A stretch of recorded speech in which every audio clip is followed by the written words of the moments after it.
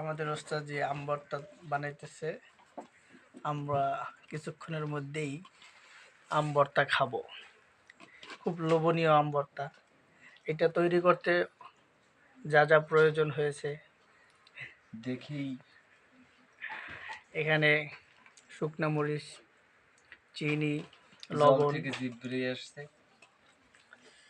তারপর কি যেন দেওয়া হয়েছে, এখানে আমরা ব্যবহার করছি এটা একটা তেঁতুলের হাইজেনিক আচার।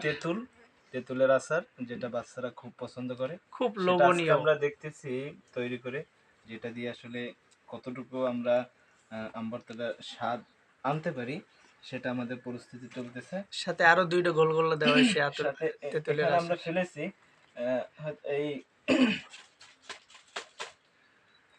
তেঁতুল পেছানো পলিথিন ছিল। খুব লোভনীয়।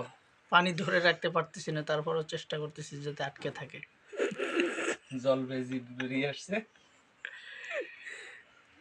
আরো দেরি করা যাচ্ছে না, হুজুরে খাচ্ছে কিন্তু আমরা তাকায় তাকায় দেখতেছি।